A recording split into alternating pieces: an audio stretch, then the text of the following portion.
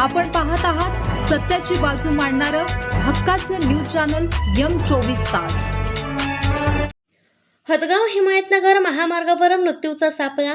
वाकडी बुद्रुक येथील धोकादायक वळणावर प्रशासन अपघाताची वाट पाहतंय का? सरपंच खंडू ठोके यांचा आंदोलनाचा इशारा। 8 दिवसात झुडपे न हटवल्यास रास्ता रोको करणार।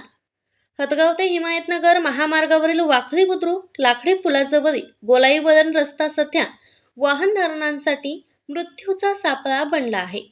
रस्त्याच्या दुतर्फा वाढलेल्या विस्तीर्ण काटेरी झुडपांमुळे समोर येणारे वाहन अजिबात दिसत नाही।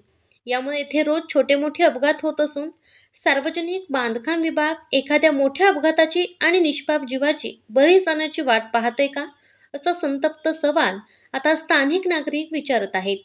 या धोकादायक वळणाची गंभीर दखल घेत वाखळी गावचे सरपंच तथा प्रशासक खंडू पाराजी ठोके यांनी सार्वजनिक बांधकाम विभागाला वारंवार पत्रे देऊनही ही जीवघेणी झुडपे हटवण्याची मागणी केली।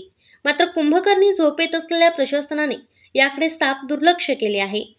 या वळणावर रोज दुचाकी घसरून प्रवासी जखमी होत आहेत, तरीही संबंधित विभागाला याची काहीच सोयर सुतक नसल्याचे दिसत आहे।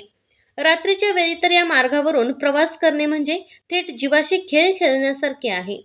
जर येथे एखादा मोठा जीवघेणा अपघात झाला तर याला जबाबदार कोण? नागरिकांचा जीव इतका स्वस्त झाला आहे का, असा सवाल खंडू पाराजी ठोके सरपंच वाकडी बुद्रुक यांनी केला आहे।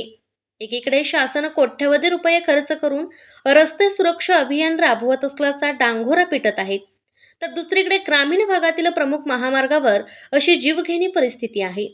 प्रशासनाच्या या उदासीनतेमुळे शासनाच्या अभियानाचा पुरता फज्जा उडाला असून नागरिकांमध्ये तीव्र संताप व्यक्त होत आहे। येत्या 8 दिवसांच्या आत हिमायतनगर हदगाव महामार्गावरील वाकडी बुद्रुक लाकडी पुलाजवळील गोलाई वळणावरील सर्व झाडे झुडपे तोडून रस्ता मोकळा करण्यात यावा।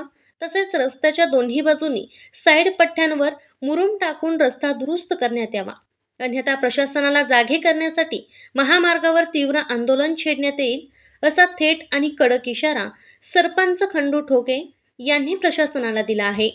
आता या इशाऱ्यानंतर तरी सर्व सार्वजनिक बांधकाम विभाग जागा होणार की आणखी एखाद्या अपघाताची वाट पाहणार, याकडे सर्वांचे लक्ष लागले आहे।